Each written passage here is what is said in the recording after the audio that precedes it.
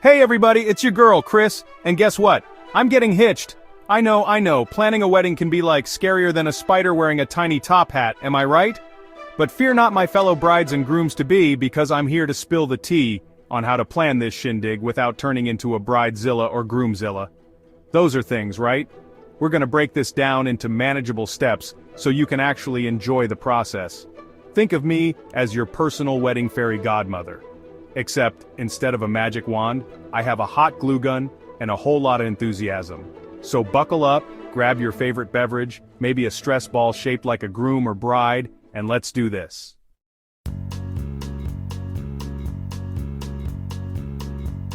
Alright, let's get real for a hot second. Weddings? They cost money. Like, a lot of money.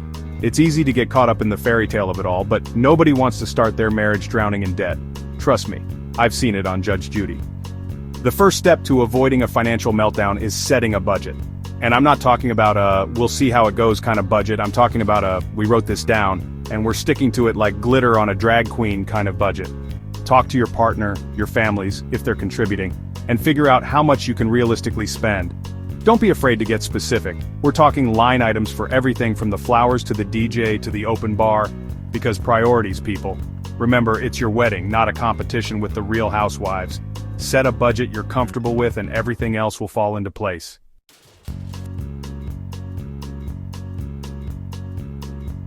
So you've got your budget in check, congrats! Now let's talk about time, because guess what, it's not on your side. But don't panic, we're not talking about wrinkles here, we're talking about deadlines. Creating a wedding timeline is crucial to staying organized and avoiding those last-minute freakouts. We're talking about a detailed schedule that outlines everything from booking the venue to sending out invitations to, actually getting married. Start with the big things like the date and work your way down to the smaller details. When do you need to order the cake? When should you have your final dress fitting? These are the burning questions that keep a bride-to-be up at night. Trust me, having a timeline will be your saving grace. It's like having a personal assistant, but instead of fetching your coffee, it's keeping track of your wedding to-dos.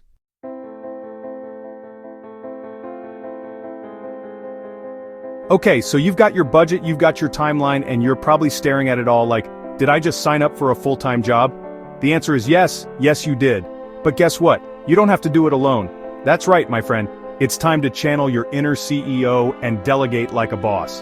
This is not the time to be shy or think you can handle it all. Remember those bridesmaids you painstakingly chose, promising eternal friendship? Now's the time to cash in those favors. Seriously though, delegating tasks is key to not losing your marbles. See what I did there? During wedding planning. Start by identifying what you absolutely cannot stand doing. Is it addressing envelopes? Finding the perfect shade of blush pink for the napkins?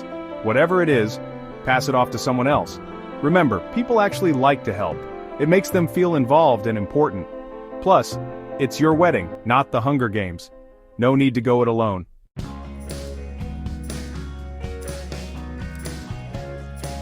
Alright, so you've delegated some tasks, you're feeling good, but let's be real, planning a wedding is still a lot of damn work. Like, a lot. And you might be thinking, Jenna, I need to hire a professional. And to that, my friend, I say, you might be onto something. Hiring a wedding planner can seem like a luxury, and sure, it can be an added expense. But honestly, it can be the best investment you make.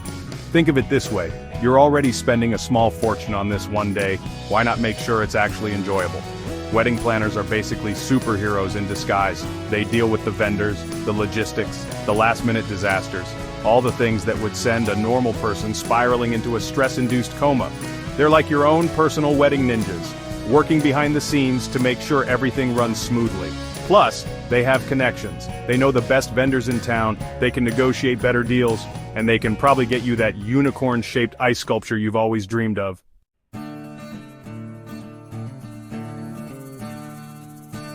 Okay, my lovelies, let's talk about something super important, self-care.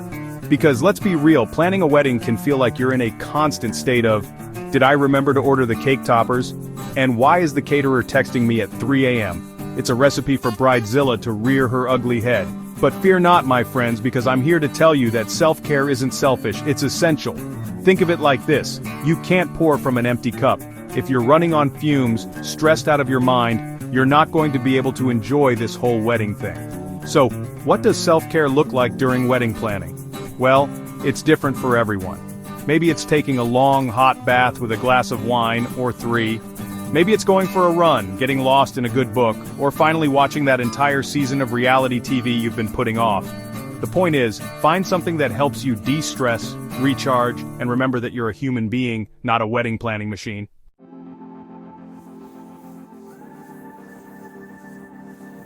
Okay, you guys, let's talk about backup plans, because, let's face it, no matter how meticulously you plan, life has a funny way of throwing curveballs when you least expect it.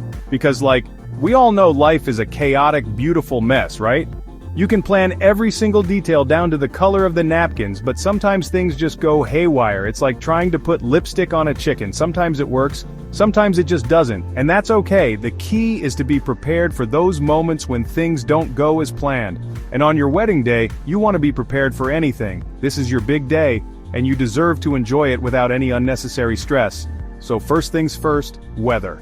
It's one of the most unpredictable elements. You could plan an outdoor wedding 6 months in advance, have the most beautiful day picked out, and then bam, thunderstorm. You could plan an outdoor wedding 6 months in advance, have the most beautiful day picked out, and then bam, thunderstorm. It's happened to like a million people, so always have a backup plan for your venue. It's happened to like a million people, and trust me, you don't want to be scrambling for cover in your wedding dress. Have a backup location even if it's just a cute little tent or something. So have a backup location even if it's just a cute little tent or something. It doesn't have to be extravagant, just something to keep everyone dry and comfortable. And then there's the whole vendor situation. Vendors are crucial to your wedding day, but they're also human. Things can go wrong.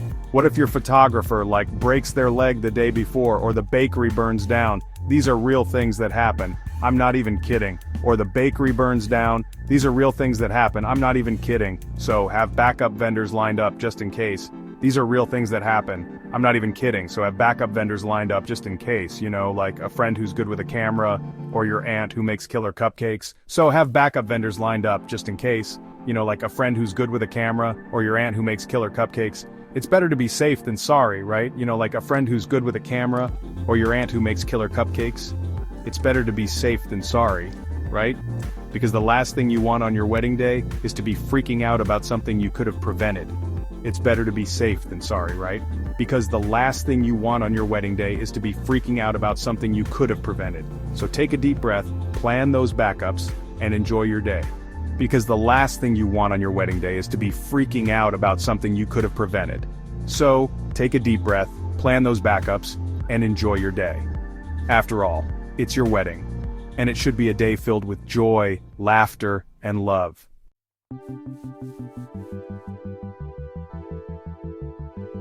Alright, so we've talked about budgets, timelines, backup plans, all the logistical stuff. But you know what's even more important than all of that?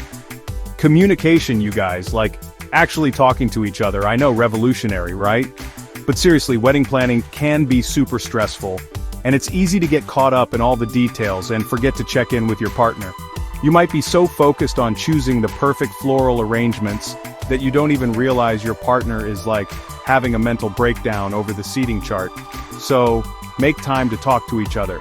And I don't mean just about the wedding. Talk about your day, your feelings, your hopes and dreams for the future. Like normal human beings. And listen to each other. Don't just wait for your turn to talk. Actually hear what your partner is saying. Because at the end of the day, the wedding is just one day. But your marriage is hopefully forever.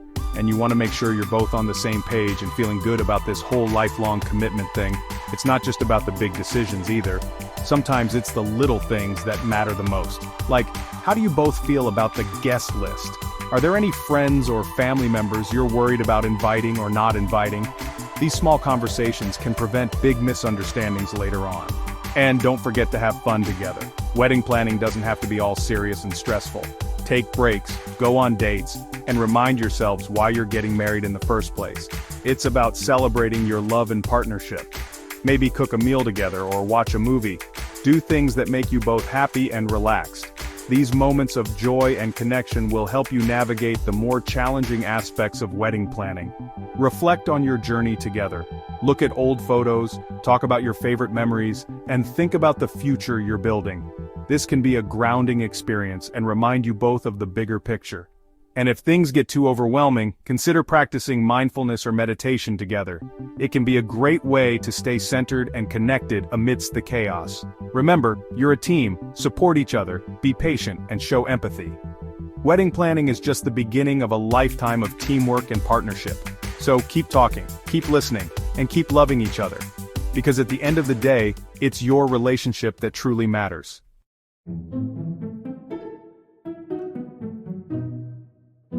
Alright, my little lovebirds, let's talk about the wedding rehearsal. Now, I know what you're thinking. Do we really need to do this? The answer is a resounding yes.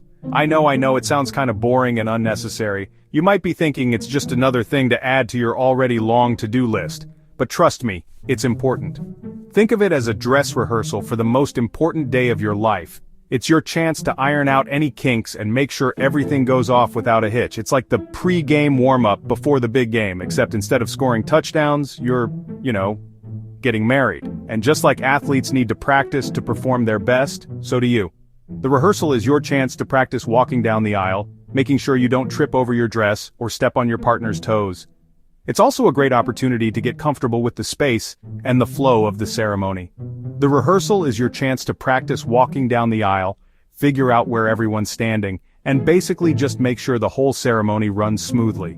You can also practice those all-important vows so you don't stumble over your words in the moment. Figure out where everyone's standing, who goes where, and when. This is crucial for making sure the ceremony looks polished and professional. Plus, it helps everyone feel more confident and less nervous on the big day.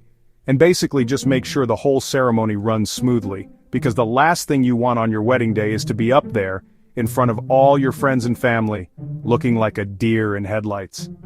Because the last thing you want on your wedding day is to be up there, in front of all your friends and family, looking like a deer in headlights. Trust me, a little practice goes a long way in making you feel more at ease. In front of all your friends and family, you want to look confident and composed. The rehearsal helps you achieve that. Plus, it's a fun way to get everyone together before the big day. Looking like a deer in headlights. Plus, it's a fun way to get everyone together before the big day.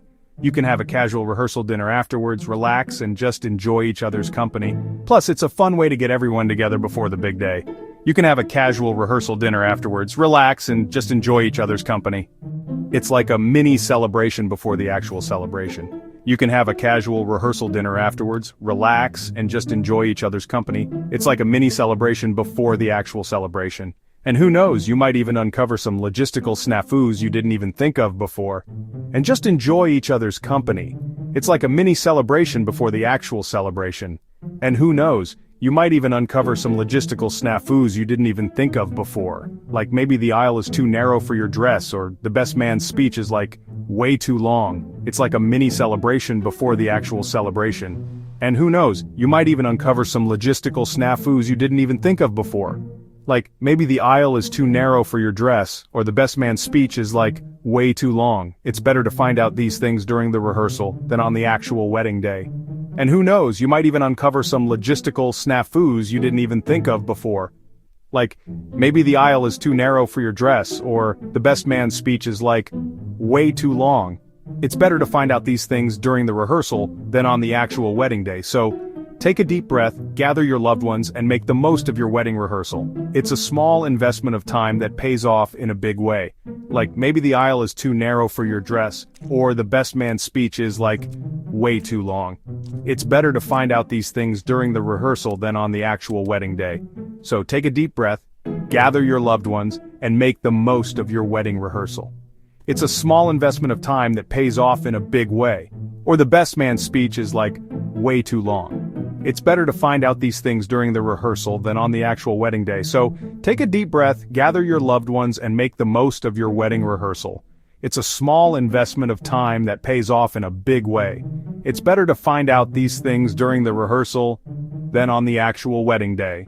So, take a deep breath, gather your loved ones, and make the most of your wedding rehearsal. It's a small investment of time that pays off in a big way. Happy rehearsing!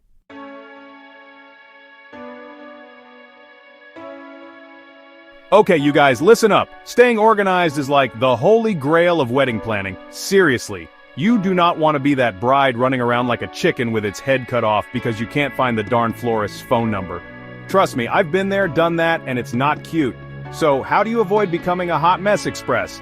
Get yourself a binder, girl. I'm talking a big, fat, glorious binder with dividers for everything. Contracts, receipts, guest lists, you name it. It's like your wedding planning Bible, and you gotta treat it with respect. Keep everything in its place, and for the love of all that is holy, label everything clearly. Like mom's dress fitting appointment or cake tasting. Because cake. You think you'll remember, but 2 months and a million decisions later, your brain will be fried. This binder is your lifeline, people. It's the difference between a smooth sailing planning process and wanting to pull your hair out strand by strand. So get organized, stay organized, and thank me later.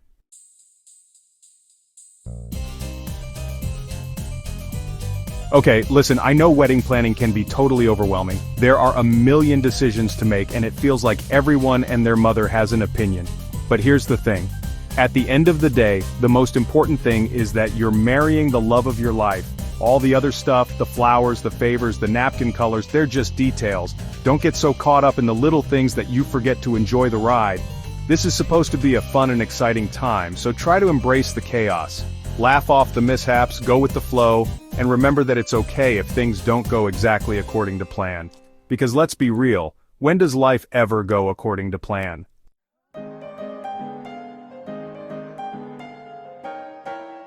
And that's a wrap, my friends. Hopefully these tips will help you navigate the wonderful and sometimes wild world of wedding planning. Remember, your wedding day is about celebrating love and joy. By following these tips, you can ensure that your special day is as stress-free as possible. Happy planning!